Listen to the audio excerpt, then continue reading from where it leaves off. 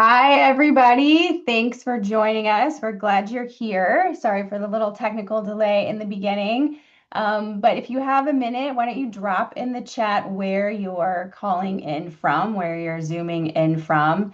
We're going to be getting into it in just a couple seconds. So make sure before we dive into things that you have a pen and the PDF that you should have received an hour or so ago so that we can do your Denali assessment. If you don't have or didn't have time to get that PDF printed, we'll shortly be sharing a link so that you can do the assessment in real time online. This is going to be interactive, so get comfortable and get ready to participate. Let's introduce our hosts. I'm Lisa Thompson, and today I'm also joined by Anthony Lorubbio. I'm the founder of Alpine Athletics and also the owner of Mountain Madness. And I've spent the last 2 decades climbing big peaks like Everest and the Seven Summits. And what I enjoy doing now is sharing what I've learned during that time with other people through Mountain Madness and Alpine Athletics and helping other people achieve their goals in the mountains, which is what we're going to talk about today. I'll let you do a quick intro as well, Anthony. Hey everybody, I'm Anthony Lorubbio. I'm the founder of a company called Recal Training. We specialize in breathwork training for mountaineers. So I guess in a similar way, Lisa said she has a goal, and that is that she helps you achieve your goals on the mountain, whatever summits that you're gunning for. I do the same, just I use breathwork training. So it's a combination of dialing in your breathing mechanics and then also making some really key adaptations in your body using breathwork training that can then serve you better on the mountain. Perfect. And we're going to be talking more about that today. So here's where we're headed. Um, we are going to talk about why Denali is one of the most challenging of the seven summits. And then, as I said, we'll do an assessment to see what your readiness based on about 10 different criteria. And then we'll talk about a precise system that takes climbers from uncertain to absolutely ready for everything that Denali is going to throw at you.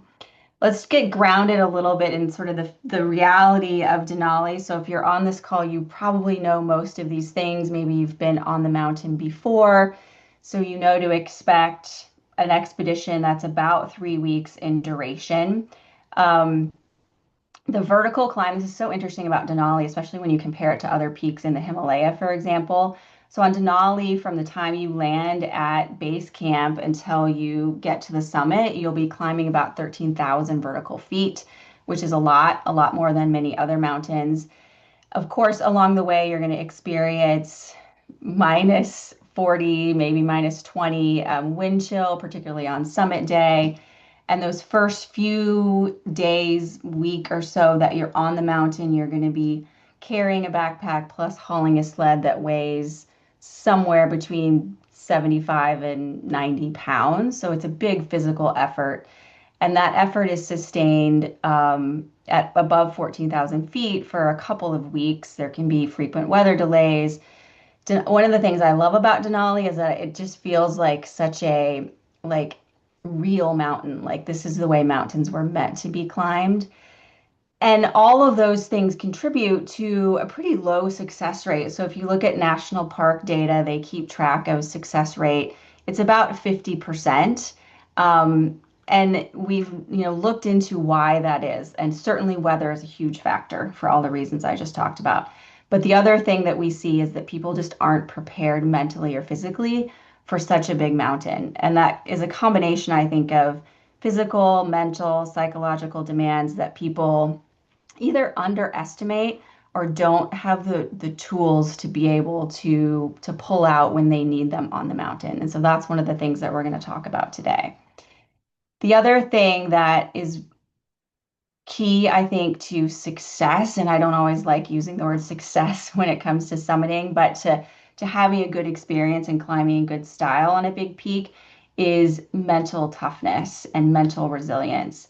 And this, I think, is what a lot of climbers overlook, or it somehow gets them, you know, caught up in this like negative narrative that can start to just play on repeat in our brains. I've so many times seen climbers that are ready physically, but still fail to reach their goals because their head isn't in it or they don't have the tools to navigate difficult things. And this is something at Alpine Athletics that we've been working on for about a year to build a really solid mental toughness, mental resilience program that's meant for people who are climbing mountains. You can find a lot of them that are specific to other sports or specific to other types of performance, but not specific to us as mountaineers and climbers. So I'm really excited to start to share that as a part of this program. And you can see on the slide just some of the other challenges that we all have to endure when we're on a big peak like Denali.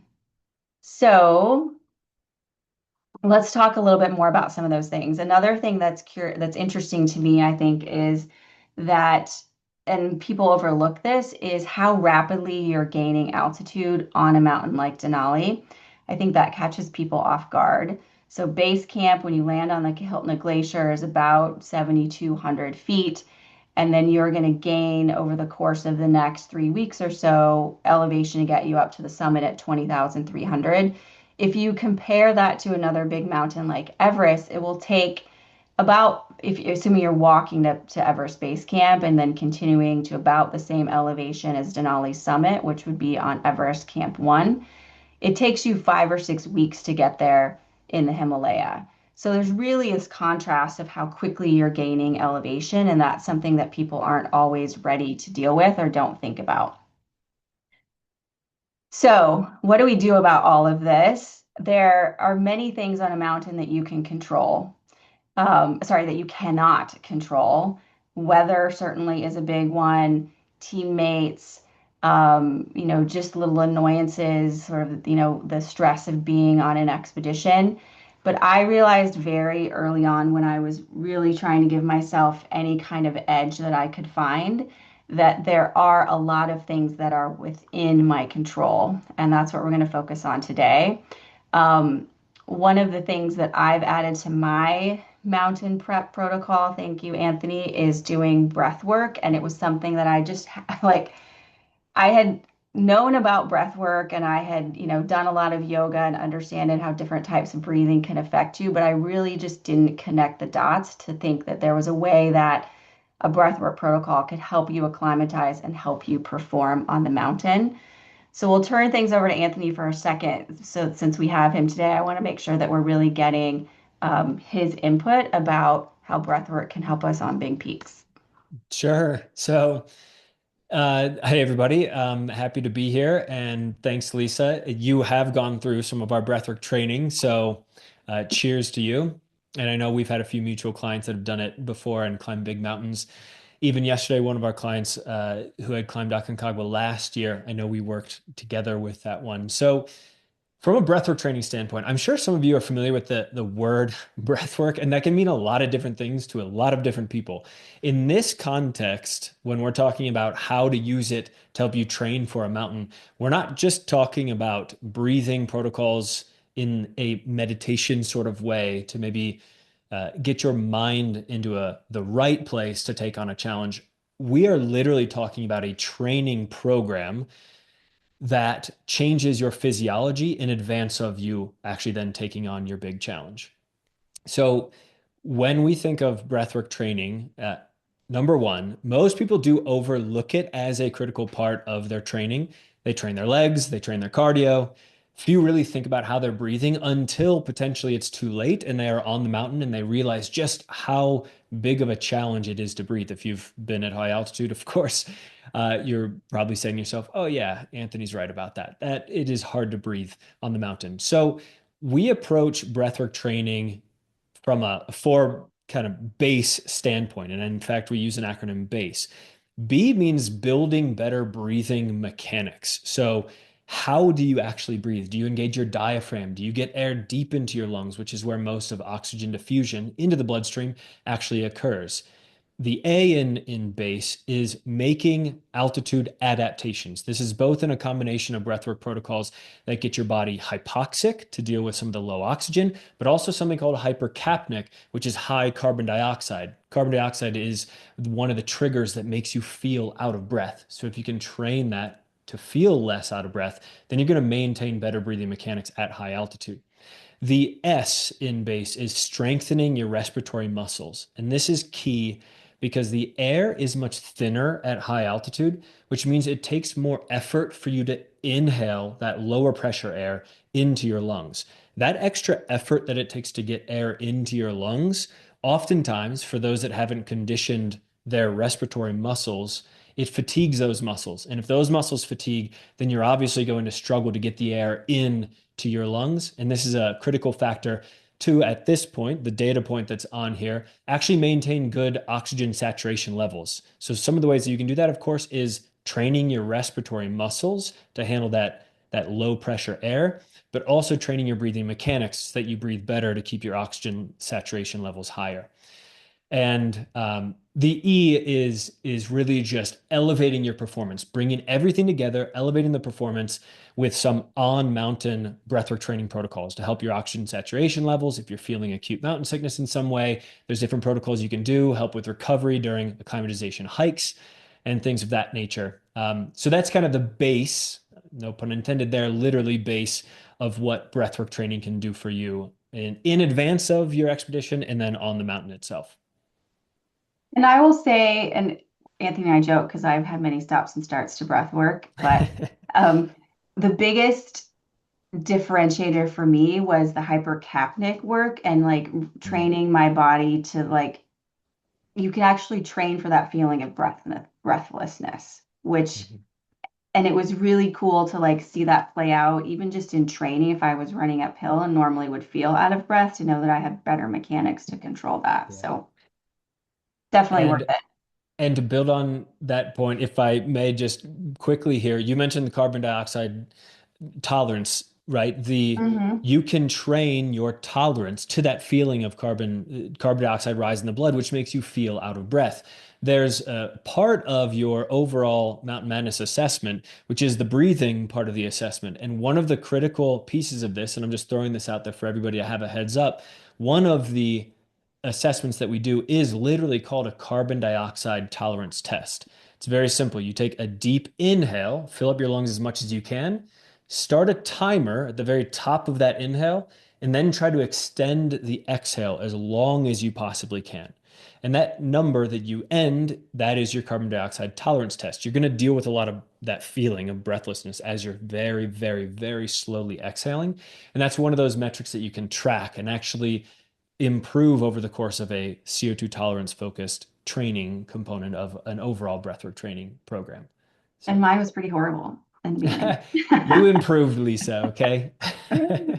Okay, well, let's get down to it. We promised an assessment for everyone. So, what we're the and Anthony mentioned the Mountain Madness score. So, in an effort to create this idea of, what does it really mean and how ready am I for any given peak, we've put together a Mountain Madness score.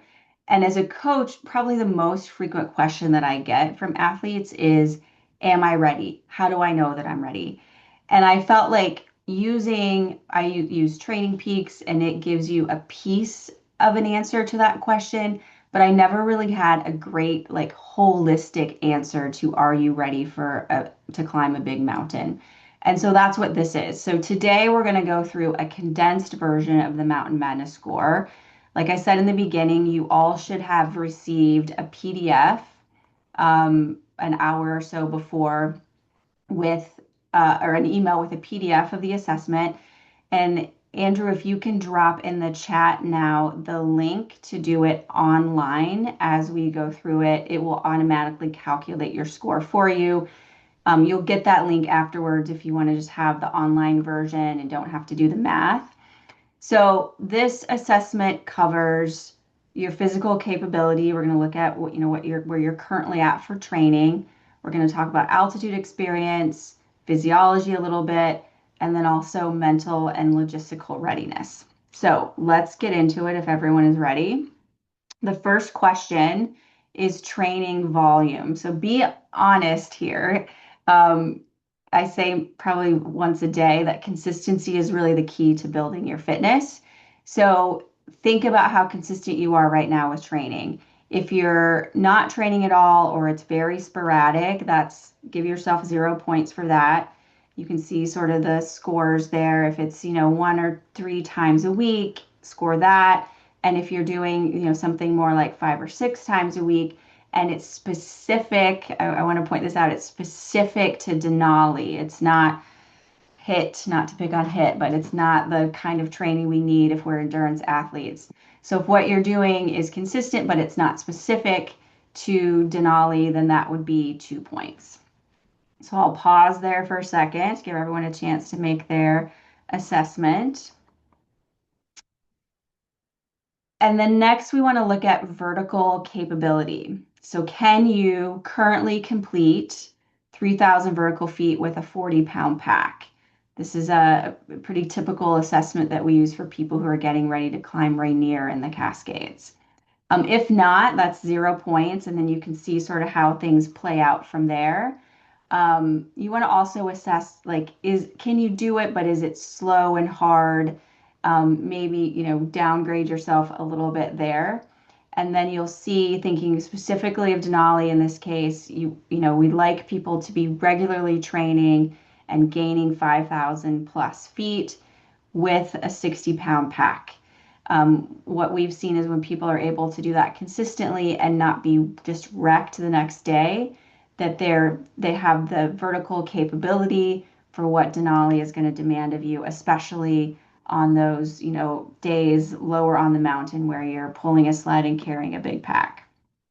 So I'll pause for another second so you guys can do your scores.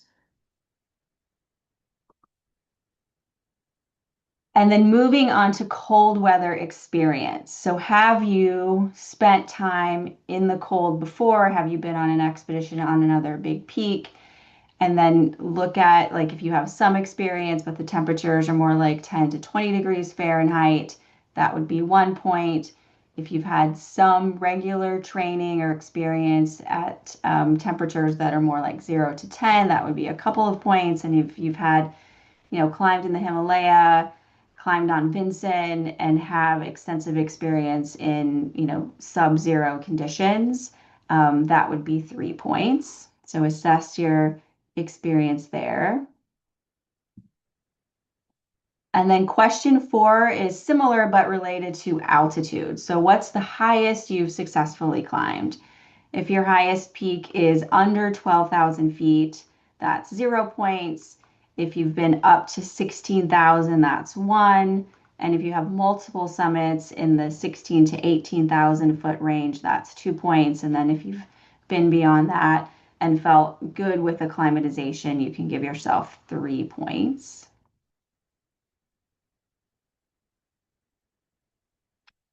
And now we're getting to breath work.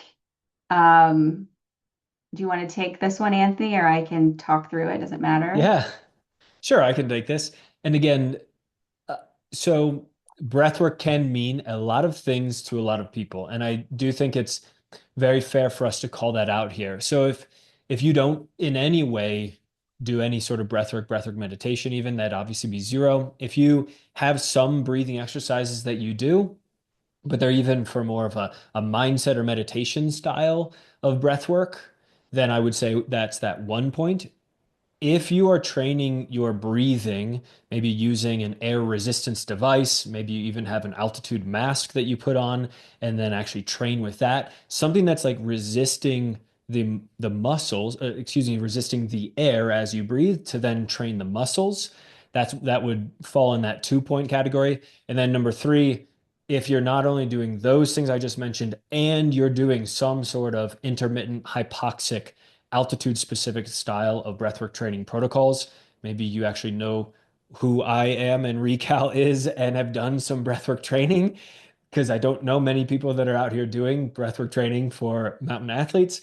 If you've done some of my work, then you could absolutely put 3 points for that. Awesome. Hopefully there's a lot of 3 points. I hope. And next we're going to move on to recovery, which I think similar to breath work is something that people often overlook. I was certainly guilty of this myself for quite a while. I just felt like I needed to be pushing hard all the time and I didn't have time to recover. I didn't make time to recover. And this, recovery is really where your body grows and gets stronger. So it's an essential part of any sort of training program. If you don't have any, if you're like me in the beginning and you don't have any sort of structured recovery plan, you can give yourself 0 points. If your recovery is, I would call passive, and you're, really focused just on getting good sleep, which is super important, that's 1 point. But if you, in addition to sleep, incorporate things like, making sure you've got a lot of protein to recover from a nutrition perspective, if you're doing like cold plunges or contrast therapy or massage, give yourself some more points, and then all the way up to doing breathwork training, that would be 3 points. So think about where you're at there. And then, oh no, what happened? Um, we're going to leave it like that. We had some trouble with Canva, so we're just going to roll with it. Um, so next, we're going to talk about expedition experience. So have you been on a multi-day expedition before? If so, give yourself 1 point, depending on the duration and the quantity of those trips. And this really is, I think people overlook um, the skill or the resilience that you build by being on an expedition. I've, coached many athletes who are absolutely fit enough and skilled enough to climb a particular mountain, but they really struggle with just being away from home or family or work, or, sleeping in a tent for 3+ weeks. So this is an important factor to consider in terms of how ready you are for a big expedition like Denali. So score yourself accordingly there. And then next, we want to talk about fear management. So getting a little bit into mindset. And this really has become one of my favorite things to talk about and to help people with. So if you have not done any sort of formal mindset or mental training, that's 0 points. If you have some exposure, maybe you've listened to some podcasts and you have a couple of tools handy when you find yourself in a fearful situation, that would be 1 point, all the way up to giving yourself 3 points if you've worked with a mental performance coach and really dug into your specific mindset and have some tools and strategies that you can employ to get you through difficult or fearful situations. So score that for yourself. And then next is logistical preparation. When I started Alpine Athletics 8 years ago, this was one of the key pillars that I wanted to help people with, because there's just so much more to preparation than physical or even mental preparation. But how logistically ready for you are you for your climb? And you can see here we lean heavily on gear, but I would also add, have you studied the route? Do you know what the elevation gain profile is going to be like each day, and the mileage and the duration of each day? Do you know what your pack weight is going to be? Do you have all those things really understood and studied and dialed, so that when you get to the mountain, when you get to the trailhead, you know exactly what to expect and you're not encountering things that are new and novel, which then leads into, challenges from a mindset resilience perspective. So assess where you're at there. And then the other key piece is just medical readiness. So have you had a consultation with a physician? You can see the scores there all the way up to, like, have you talked to someone who has high altitude experience? And this, there are not a lot of people, not a lot of physicians who have this level of experience. But I, regularly, as I coach athletes and ask them this question and encourage them to see their regular doctor, those regular doctors understandably are not skilled or don't have knowledge about what it means to be at altitude or what it means to be on an expedition. So really working with someone that has altitude specific medical training can be key to understanding your physiology and how ready you are to take on a big peak like Denali. So now we get to calculate your score. I'll give everyone just a couple seconds to do the math if you need to. If you're following along online, you should see that score at the bottom. of the website, and we'll get into what those scores mean next. So if you have, bear with me here. If your score is between 25 and 30, 30 being the max, you're where I would expect you to be 6 months out before Denali. It means that your foundation is strong. There certainly can be some things that you do to optimize. And that's what our coaches are here to help you with, to eliminate any sort of remaining variables or unknowns. But you're, I think, a climber who would benefit the most from some sort of expert integration and preparation to just get you through that final stretch, get leading up to Denali in 6 months. If your score is a little bit lower, so if you're between 18 and 24 points, you have a solid foundation. It's not where I would ideally want it to be leading in, 6 months out from Denali. There are some gaps, but you have certainly the capability with the right focus to understand those specific gaps and weaknesses, how they might affect your Denali climb, and then you have the runway to work through those with a coach so that you're as prepared as possible. I think these are people who can get from sort of maybe to absolutely ready with a lot of focus and help from a coach. Let's see. Now, if your score is a little bit lower in the 10 to 17 point range, now's the time to really start thinking about preparation. I would say, still have the time. If we, had this conversation in 2 months, probably would make a different recommendation. But you really need a comprehensive system, not just more training. So it's a matter of focusing on all these areas that we've talked about and making sure that you've got some guidance, because what you don't have is the luxury of time if you're in this range. And so my often what I do as a coach is take some of the slack out of the equation so that you don't have to focus on like putting a training plan together, figuring out what your meal plan should be.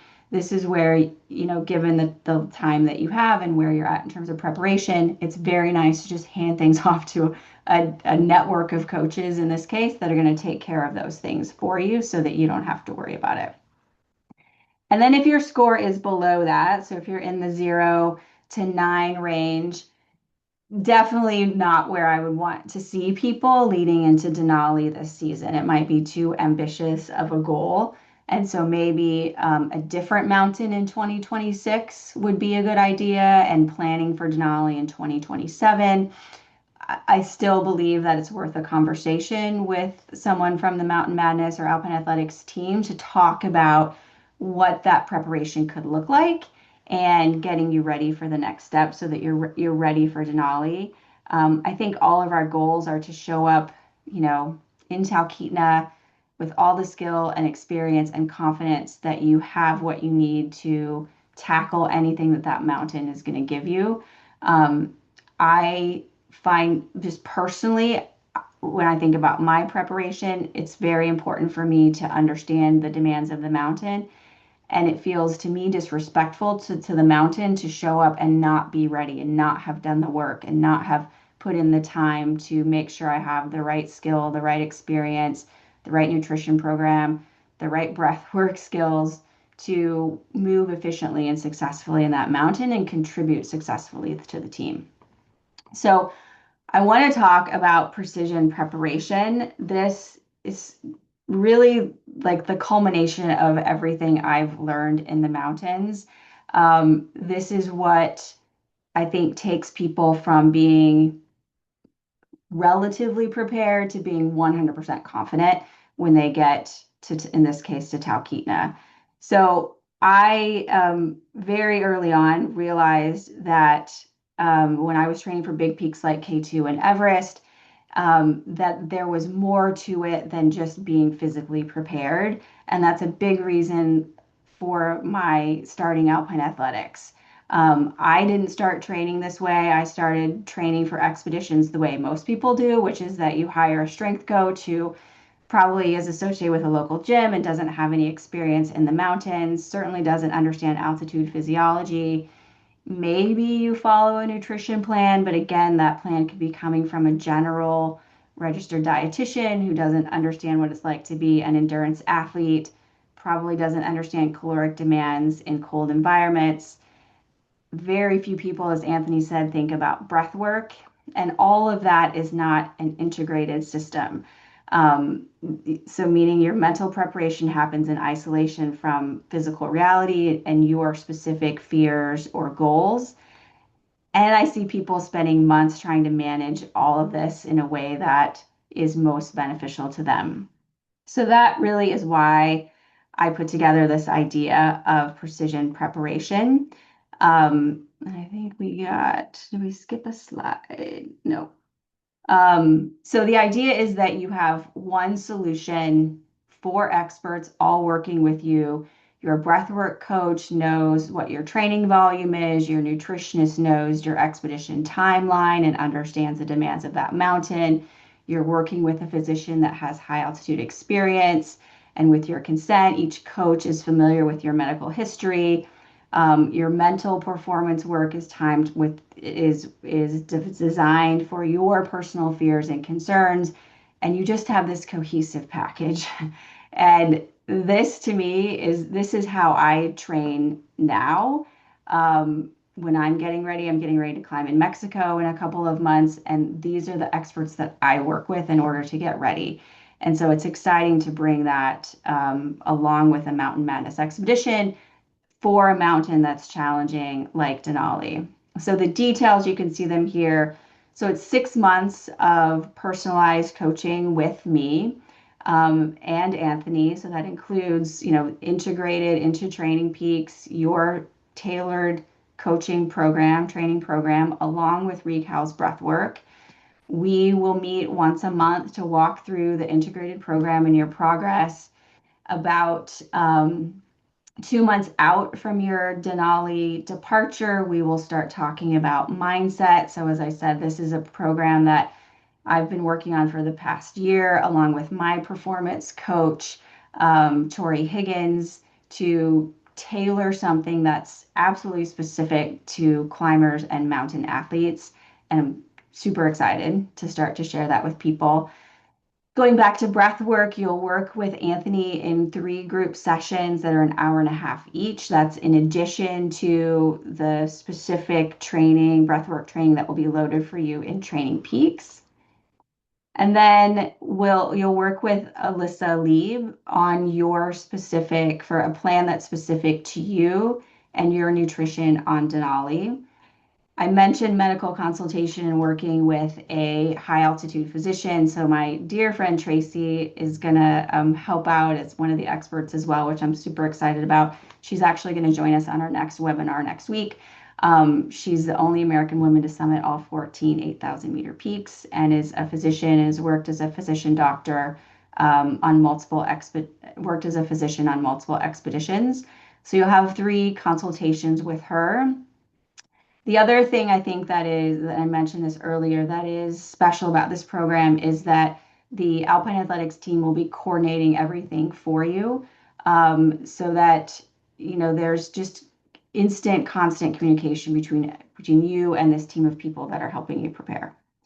So thinking about the timeline, we're about 6 or so months out from Denali, depending on if you're climbing in May or June. So we're kicking things off this month.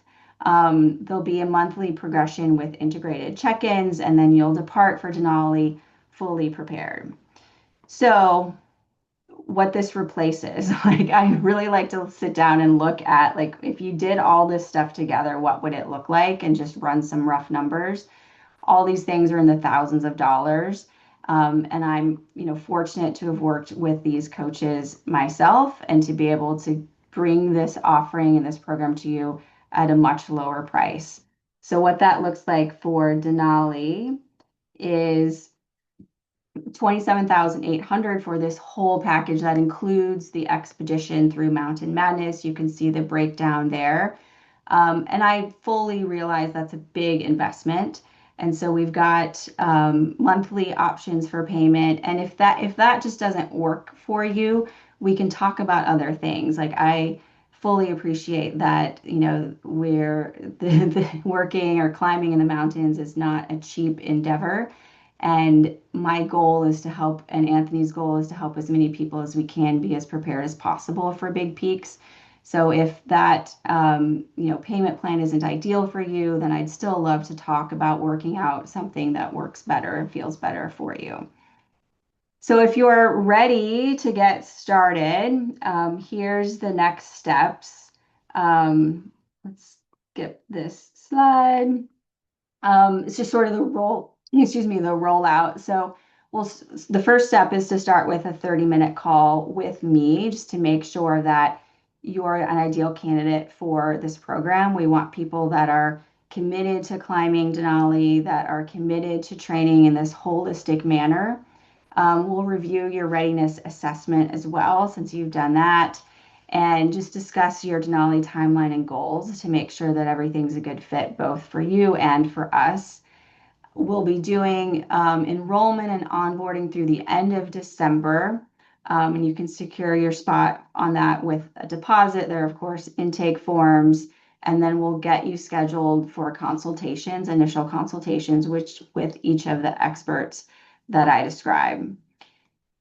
And just a quick note about who this is for. I mentioned this previously, but we really want to work with people who are taking Denali seriously. It's not just sort of a casual bucket list climb. I think you're ideal if you value this expert guidance over sort of DIY preparation and training, and you want a very coordinated, holistic approach to getting ready for Denali. The people who have signed up so far for precision preparation have attempted Denali a couple of times and things just haven't gone according to plan.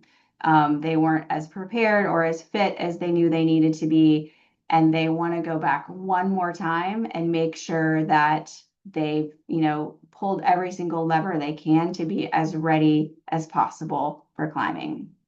So if you want to schedule that discovery call, here's a QR link that you can use. And this will be sent out afterwards as well if you don't capture it now. I want to make sure you saw pictures of the team on some as background to some of the calls or some of the slides, but just want to highlight that again. So you'll be working directly with each of these people who have, experienced climbing in the mountains themselves or coaching people to be successful mountain athletes and are really dedicated to you being as prepared as possible for Denali. So just one last sort of reminder, we're 6 months away. This is usually when I'm getting ready for an expedition, when I'm starting to get stressed. 6 months away. And if you're serious about summiting, this to me is where preparation becomes precision, where you're working with experts that are making sure that all of your time is focused just on getting ready for Denali. So I will pause there. We're near the 45-minute mark. I don't know if there are any questions that I can answer.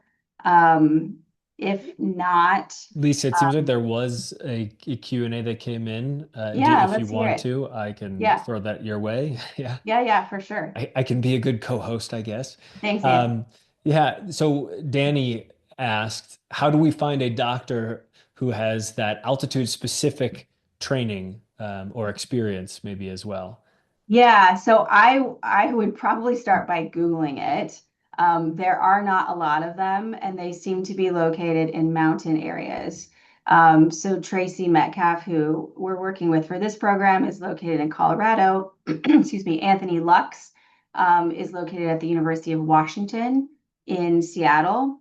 Those are the two that I work with most closely and regularly and will take. I know Dr. Lux takes insurance, and his last name is spelled Luks.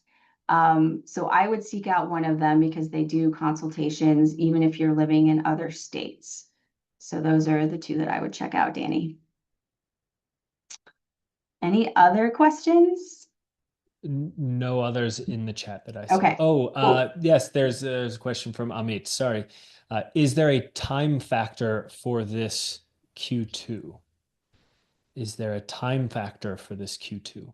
I don't know Do you maybe understand that? Not sure exactly what you're getting at there. But the program is 6 months long. Maybe that's what you were getting at. And we're starting it now in the month of December so that people are ready for departures, Denali departures in either May or June. Um, but I think was it Ahmed that asked that question, Anthony? Amit, yeah. Ahmed? Yeah. If you want to reach out to me directly with, if that didn't answer your question, reach out to me directly at lisat@mountainmadness.com, or you can respond to the email summarizing this webinar that you'll get later today, and we can make sure you get your question answered. Yeah. There's also a question here from Josh. How many people does Mountain Madness put on a Denali rope team? Yeah, so the expedition size, the team size is 9, and that includes 6 climbers and 3 guides. So the ratio is 2 to 1. Good question. From from Mike, we've got a question. This is fun. This is If I never climbed over 12,000 feet, is it possible to summit Denali? great question, Mike. I think that it is. Certainly people have done it.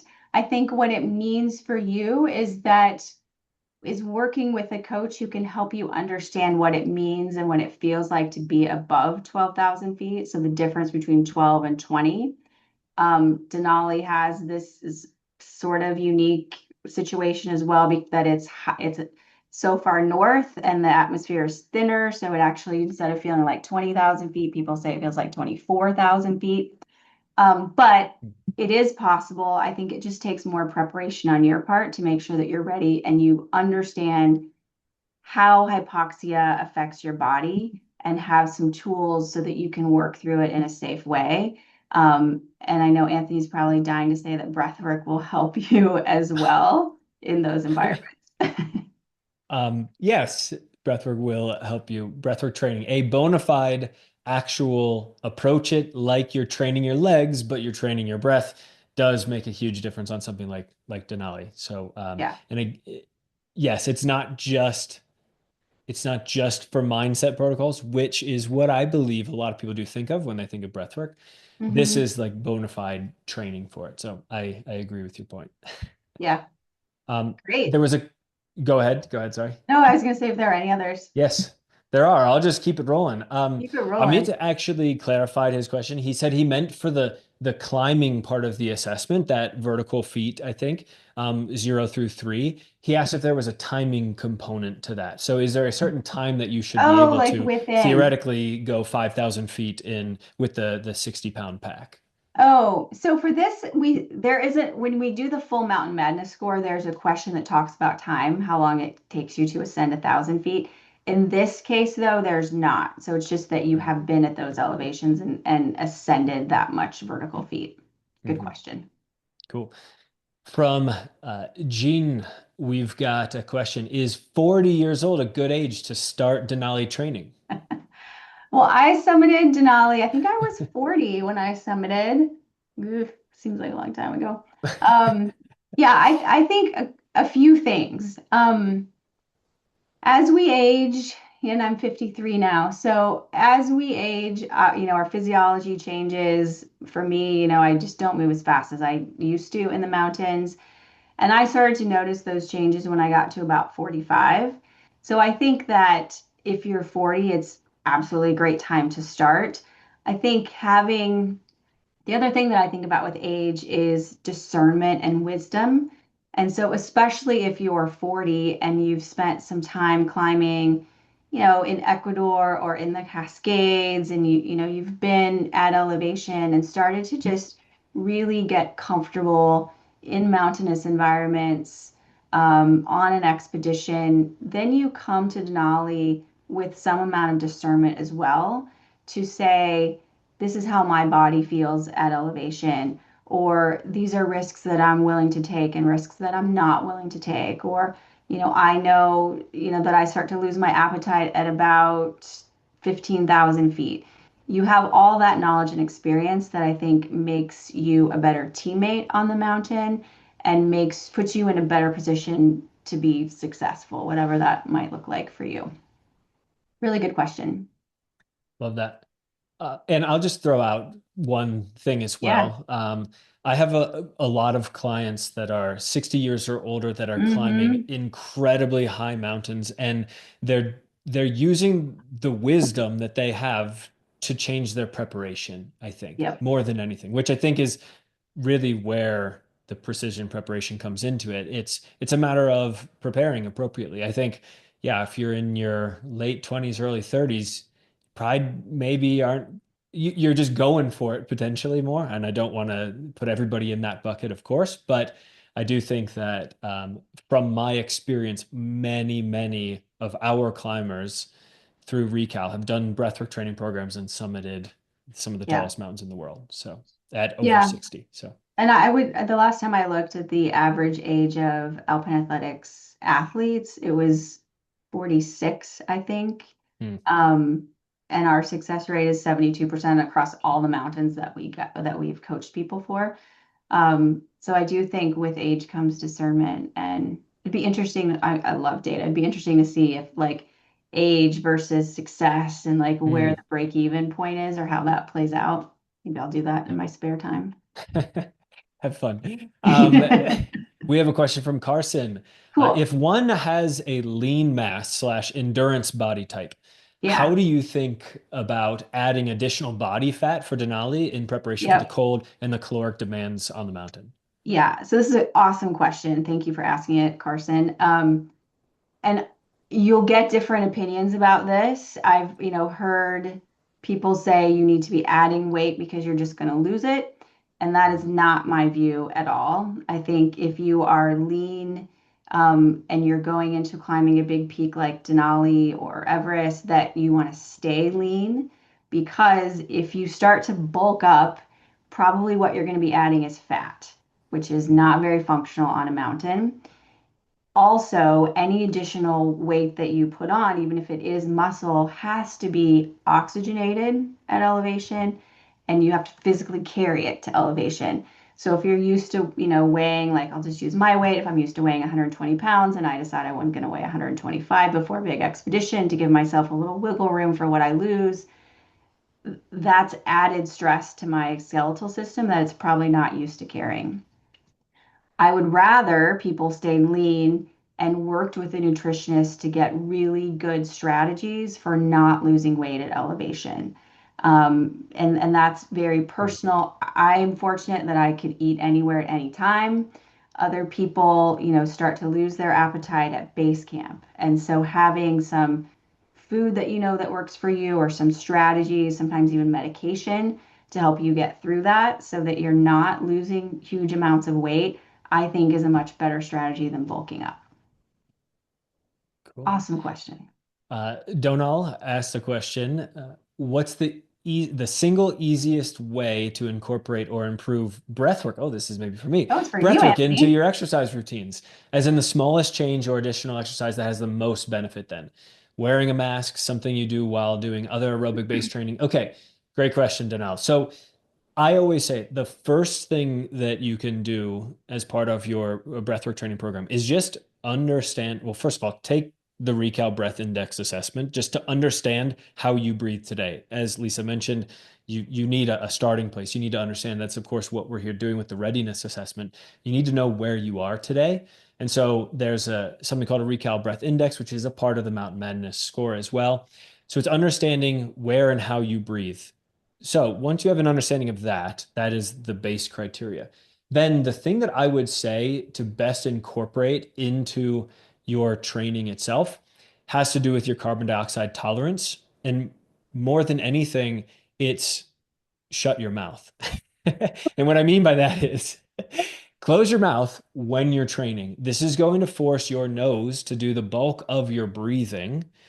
And that is number one, it's going to resist the air already on the way in. It's going to help to train the respiratory muscles. But number two, and most importantly, is it's going to help train that carbon dioxide tolerance because you're going to be battling that feeling of breathlessness often. And over the course of months here, you're going to build that carbon dioxide tolerance. And before you know it, your nose hopefully is doing this is a long term play, everybody. Hopefully, your nose is doing more of your breathing. And when you arrive on the mountain and you face that cold, dry air, you're not primarily using your mouth to do that breathing because that brings in that cold, dry air. It can inflame your lungs. Direct injection of cold, dry air is not ideal for the lungs. That can lead to more respiratory issues on the mountain. So if you train your nose, the nose knows what's best here, and it can help you on the mountain. So without going into a whole lot more, I would just say the easiest thing to do starting today is to shut your mouth. And it's funny because at some point, Anthony and I were talking. I was like, "There's no way I like run with my mouth open," and I actually do. Like, I was shocked. I was like, "Oh my God, I actually do open my mouth when I'm like running and exercising," and it makes a difference. But it's not. Take some effort to train yourself if you've been doing it for years.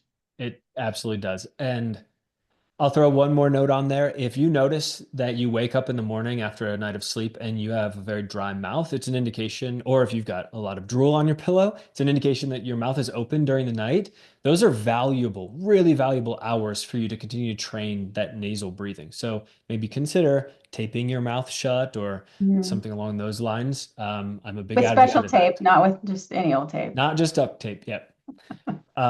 I know, I don't know how you're feeling on time. We do have a couple more questions in Yeah, here let's if you hear want to them. run through it. Okay. Great. From Danny, if going to 18,500 feet in 3 weeks, can I still get benefit from breath work?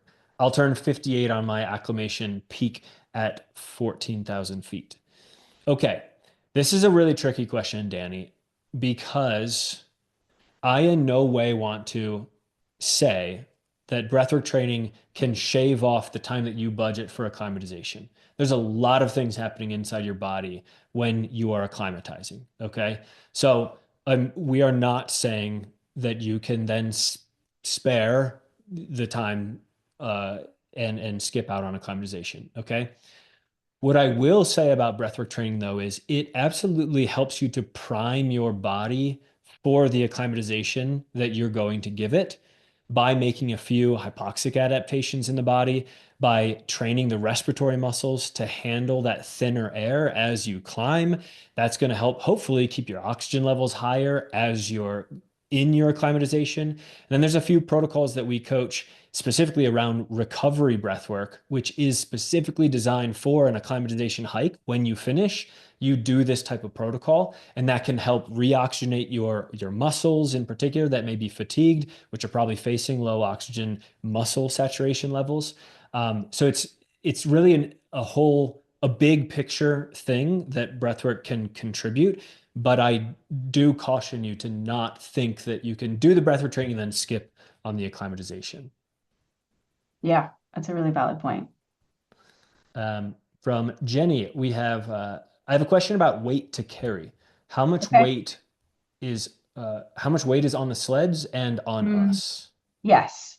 Great question, Jenny. So let's just say your total weight is going to be 80 pounds when you leave the airstrip. You want most of that to be in your sled because it's much easier to pull that weight than it is to carry it on your backpack. So you might have, using the 80-pound scenario, 30 pounds in your backpack and the remaining 50 pounds on your sled, some combination of that. Um, it's important to train both. So any alpine athlete, athletics athlete will pull a sled or a tire that weighs about 50 or 60 pounds in preparation to going to Denali. And what I hear consistently, they're lugging this giant SUV tire around their neighborhood, and then they actually get on the snow, and there's so much less friction that pulling that sled feels pretty easy. And it's, where they feel the strain is the weight that's in the backpack. So that's a typical division of weight, more of it always in your sled than on your back. And the key is to train for a little bit more than you think you'll be carrying so that when you actually get there and you're at altitude and stressed by being on an expedition, you're still feeling strong. Good Cool. question. Cool. We have, it seems like one more here. Sure. Miriam asked, I'm an air traffic controller, so used to stressful situations, and I'm in Cool. very good, excellent shape. I would love to climb Denali, but never climb higher than 5,000 meters. How much training would it take to be ready for Denali? So if you're in physical, like if you scored, pretty high on the assessment we just did, Miriam, I would say giving yourself 6 months is good. If you scored, in the low end, then I would give yourself longer, more like 9 months. I also consider for athletes, as I'm sort of, getting to know them, what your experience is following a training program. I don't know that I have hard data to support this, but I find that if you, let's say, were a college athlete or you trained for an Ironman as an adult and your body has had to work through the adaptations of a training program, that it's usually easier when you do it in the future, even if there's been a little break in time. So the assessment score is really good for that we just walked through. So definitely take the time to do that if you haven't already. And I would say if you're, in the upper end of those scores, that 6 months is great. On the low end, I'd plan for more like 9 months. Great question. I think that's it, Lisa. Okay. Well, thanks everyone for, we're all busy. I appreciate you taking the time. Hopefully this was valuable. If you have, you'll get an email with a summary and a recording, then the downloads. If you have questions, want to chat more, please don't hesitate to reach out to Anthony or me. We'd be happy to chat and make sure you get all your questions answered. Thanks again, everyone. Have a good rest of your day. Bye bye.